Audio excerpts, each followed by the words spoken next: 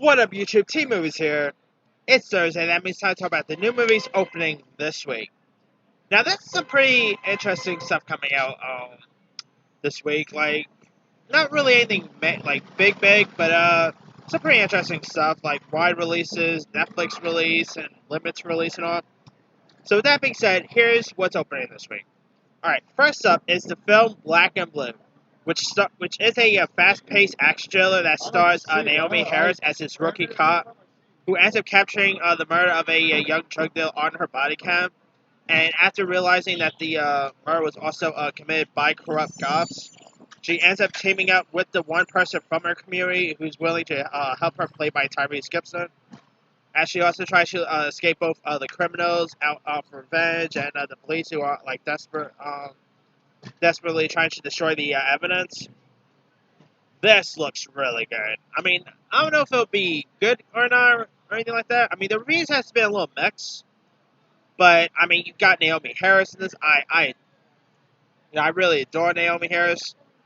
You got even Tyrese Gibson's in this, and yeah, I mean Tyrese lately. I mean, with the whole Fast and Furious nonsense and all that, but Tyrese is still cool, like a cool actor, but lately as a person, he's just been yeah. But and it's directed by Dion Taylor, who did give us Intruders, but maybe that was just his bad day in the office. But I think this looks like it could be something really interesting. All right. Also, out this week, there's a horror film called Countdown, which is about a young nurse played by Elizabeth Lale who ends up downloading an app that claims to predict exactly when a person is going to die. It also tells her that she has only 3 days to live. And so with time ticking away and death closing in, she must find a way to save her life before time runs out. Now, this actually does not look good at all. I'm actually seeing it on Tuesday because the the $6 ticket thing. But this of course has another film that involves, you know, that involves like a demon and all. And yeah, I mean, demon movies lately don't really pan out all that great. But I don't know, maybe it'll be a surprise horror film, but the reviews aren't that great, so yeah. Alright. And also, STX is a little hit and miss when it comes to its horror genre, so we'll see. Alright, also at this week, there's the Current War Director's Cut. Now, this was a film that was actually literally shot like a couple years ago. Like, I believe it was the first. It was first supposed to come out in 2017, but then the Weinstein scandal broke, and this is one of the movies that was put on the back shelf. But I'm kind of curious in that. I mean, you got Benedict Cumberbatch as Thomas Edison. You got Michael Shannon as a businessman George Westinghouse. You got Nicholas Hoult as a Nicholas Tesla. You also got other people like you got Tom Holland. I think this looks really intriguing. I'm interested in checking out history-based stuff. So, and this is also from the same director who gave us that Me Around the Dying Girl film, and that movie was pretty good. So I'm kind of looking forward for this one. All right. Also, out this week, there's a film called The Cat and the Moon, which stars and is directed by Hereditary actor Alex Wolff, and in it he plays this teen named Nick who goes to New York to stay with Cal, played by Mike Epps, who's a friend of his late father that also happens to be a jazz musician. Meanwhile, his mother ends up checking into a rehab treatment, and Nick ends up meeting some new friends that show him around the city. And they also had like Mike Epps, dude from Santa Clara Diaries in this. The one who plays the sister on Carrie Diaries, Stefana Owens, I think her name is. She's also in this. And it's, like I said, this is the directorial debut of Alex Wolff. I mean, only 22, and he's already directing a feature? Not bad. I mean, it's always cool seeing, now, this is the type of film that a first-time director should get involved with. Not what Simon Kinberg did when he made his first feature, Dark Phoenix. This is the type of film a new director, should sink their teeth into. And it looks like a pretty interesting flick. Like, Like in the trailer, they say it's like a mix of Larry Clark's kids with a mix of Nick Cassavetes, so it should be an interesting film. Alright, now Alice Wolf is not the only Wolf brother to have a film out this week. Also out this week, there's a film called The Kill Team, which, funny enough, stars Alex's brother, Nat Wolf.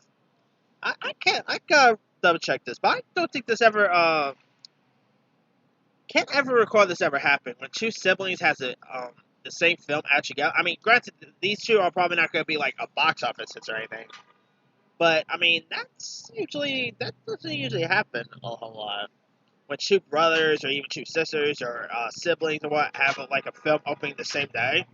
That's pretty cool. Anyway, the Kill Team is actually based on a 2013 documentary of the same name, and it stars Nat Wolff as Andrew Brinkman, who's this young soldier in the U.S. Invasion of Afghanistan, who witnesses over other recruits killing innocent civilians under the direction of the sadistic leader.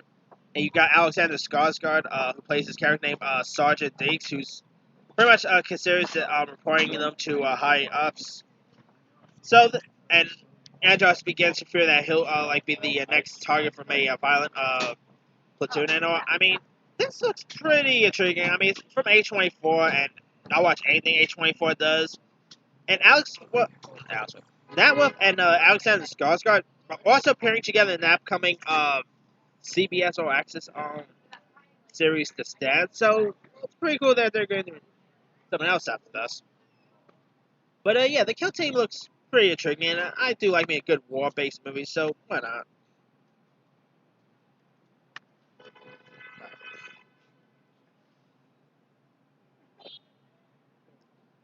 Alright. Also out this week, there's a film called Paradise Hills. Now, this stars Emma Roberts as this young woman named Uma, who ends up waking up to find herself at Paradise Hill on a isolated island, and the island is pretty much like a factory where like these high class families send their daughters to become perfect versions of themselves, and the faculty is also run by a mysterious duchess played by Mila Jovovich, where she ends up collaborating treatments, includes classes, vocal lessons, beauty treatments, gymnastics, and restricted diets, and pretty much revolve all the physical and emotional shortcomings within 2 months. And the characters you got in this includes Chloe, played by Nanelle McDonough, You, played by Aquafina, and this Mexican pop star named Ermina, played by Iaza Gonzalez. And so, like, Uma ends up soon realizing that lurking behind all this is also a serious secret, and so, like, it's a race against the clock as Uma and her friends try to escape Paradise Hills before, like, it consumes them all. That's kind of interesting. I mean, I like Emma Roberts. I like the other cast in this. I mean, and Mila Jovovich, she could be a hit and miss once in a while. But I think this could be something intriguing. It looks cool. I mean, the place looks pretty beautiful. You got Alice Weddington directing this. Movie premiered at Sundance with some pretty good reviews. So maybe it's good, maybe not. We'll see. Alright. Also out this week, there's a film called Girl on the Dirt Floor, which stars famed wrestler CM Punk. And he plays like this man named Don Koch, who's this man who's also failing at a husband, and so like for years he ends up being asked to he also has skated by charm and charisma, and so like until it nearly like landed him in jail. Now he like views fixing up an old house, and so like meanwhile his wife named Liz Koch is like concerned about the timeline as they are also having a baby on the way. And so like before this pressure, Dan ends up responding to flirtations of a attractive stranger. And so like Don ends up tearing the house apart, and like also becomes to and there's also like it also begins to like tear him apart and so revealing that the Rock also is behind the drywall. I mean, this looks pretty creepy. I mean, CM Punk, I don't really watch wrestling or anything, but I don't know how good of an actor CM Punk is, but this actually CM Punk sounds more like a rap name more than a wrestler name. But anyway, yeah, this looks pretty intriguing. Looks creepy. I mean, I'm down to check this one out. Alright, also out this week, there's a film called Frankie, and it's directed by Ira Sakis, who also gave us Love is Strange and Lil Man. And the film pretty much unfolds over the course of a late summer's day in the fabled resort town of Sinterra, Portugal. And Frankie follows three generations who have also gathered for a family organized by the family matriarch, played by Isabel Herbert. And it's just and in this fairy tale setting, you got husbands, wives, parents, and children, friends, and lovers who, steered by their romantic impulses, discover the cracks between them, as well as unexpected deaths and feelings. And it has a pretty good cast. Like, you also got Greg Kinnear's in this, Marissa Tomei. This looks pretty interesting. Ira is a pretty cool director, so I'll probably give this one a shot. Alright. Also out this week, there's a film called Farming, which is based on the which is directed by this actor named, okay, I always mispronounce this guy's name, but it's this actor named Adwell Okino Akabajaz. Now, you might not know his name, but he actually played Killer Croc in Suicide Squad. He's been in a few other stuff, notable stuff. He's actually a pretty good actor. I could never really pronounce his name though. But he actually directs and stars in this, and it's based on his own life story. And it pretty much charts the extraordinary journey of a young Nigerian boy who's pretty much fostered out to a white couple who struggles to find identity and forced in with a skinhead gang in 1980s England. And you also got other people in this, you got the dude from Snowfall, Damison Idris is in this, Gugu Mafara, Kate Beckinsale. Some pretty interesting casts in this. And it looks pretty interesting. I mean, so I'll probably give this one a shot down the line. Alright, also there is actually a film called Jesus is King, which is pretty much which was filmed in the summer of 2019, and it brings Kanye West fame Sunday service to life in the rodent crater, and it's from a visionary artist, James Terrell, who pretty much never before seen installation in Arizona's Painted Desert, and it also features songs from Kanye West's gospel album. Obviously, you also got Kim Kardashian's in this show. It's also being released in IMAX, so there's that as well. I mean, I don't know much about this, but hey, I mean, I actually like old Kanye West. New Kanye West, not the best. But his old stuff, I really always got kicked out. I mean, Jesus Walks, Gold Digger. I wish Kanye West could get back to greatness, but alright, that's not the only music-based documentary coming out this week. Also out this week, there's the Bruce Springsteen film called Western Stars, which is directed by Springsteen as well as collaborator Tom Zimney, and it pretty much is backed by a band and a full orchestra, and he also has a performing all 13 songs from his new album called Western Stars, and touching on themes of love, loss, loneliness, family, and the passage of time. This actually looks really intriguing. Now, I do love me Bruce Springsteen. Obviously Bruce Springsteen was ahead of my time, but I've heard music from him, and one of my favorite movies of the year is, of course, Blinded by the Light. So after seeing Blinded by the Light, I'll probably watch anything that's Bruce Springsteen related. So yeah, this could be something pretty interesting. Alright, there's also some film called Making Waves, which is a documentary about sign designers. There's a horror anthology sci-fi film called Portals, which is a genre-bending anthology that takes place during a series of worldwide blackouts, after which millions of mysterious cosmic anomalies appears everywhere across the planet, while many flee from the object. I mean, that looks pretty terrifying and creepy. I mean, it's a sci-fi horror film, so why not?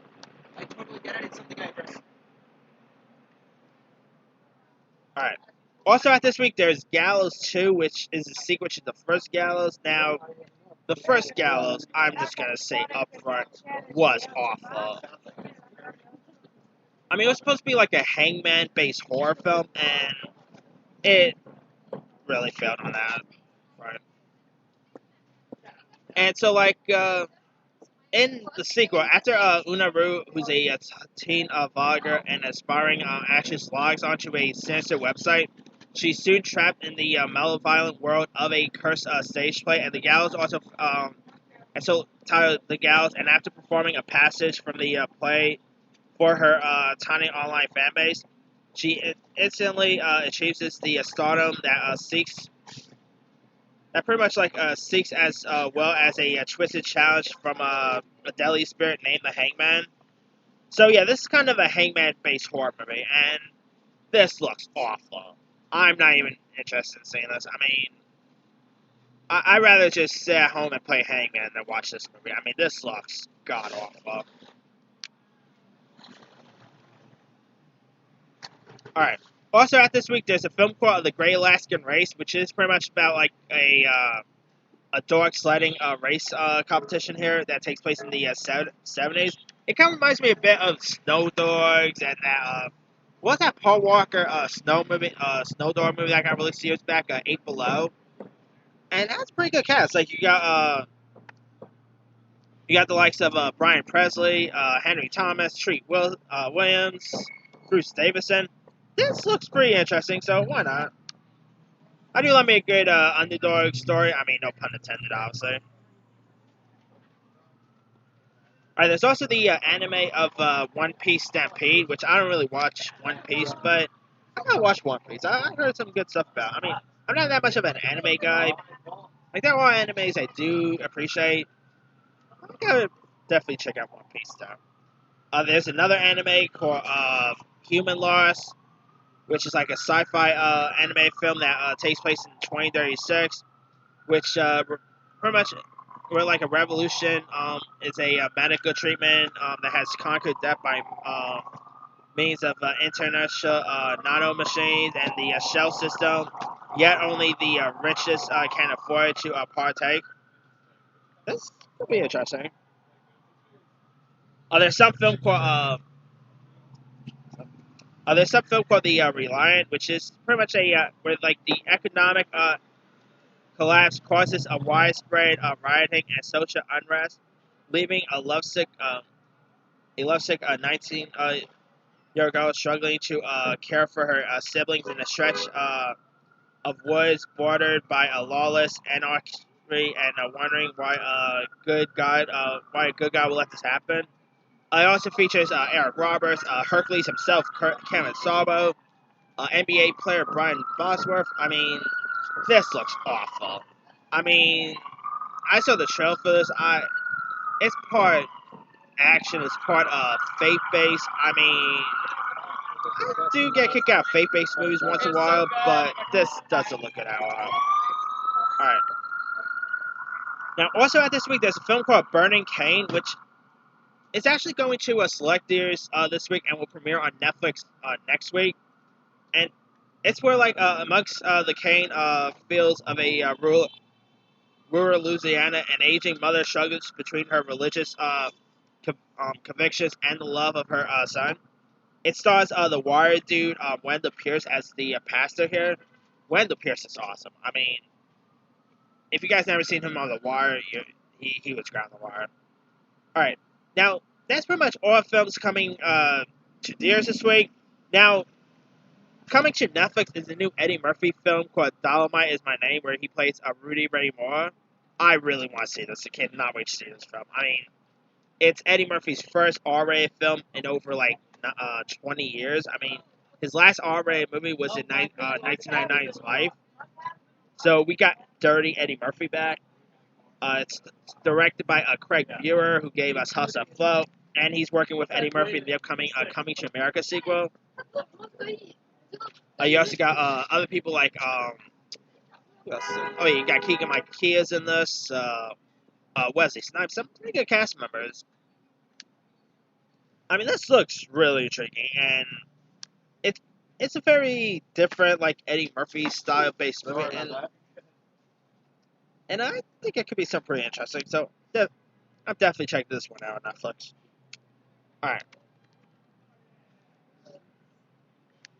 all right. Last but not least, also premiering on Netflix is a horror film called Rattlesnake, where the single mother accepts the help of a mysterious woman after her door is bitten by a rattlesnake, and she finds herself making an unthinkable deal with the devil to repay the stranger. I mean, dang, that's creepy on itself.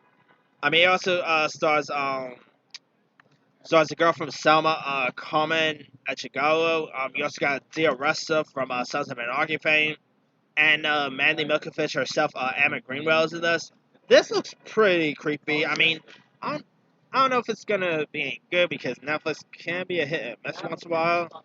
So actually, I think this could easily be a mess. But I'm probably gonna give this one a shot. It could be probably something interesting. I mean, you got snakes, you got devils in this. What more could you ask for? But anyway, let me leave it to you guys. Which of these are you interested in watching? Like, are you interested in Black and Blue, Dolomite's My Name? Are you interested in Countdown, Current War, etc.? Drop a comment below. Don't forget to like, subscribe, hit that bell for more notifications. This here's T-Movie signing off.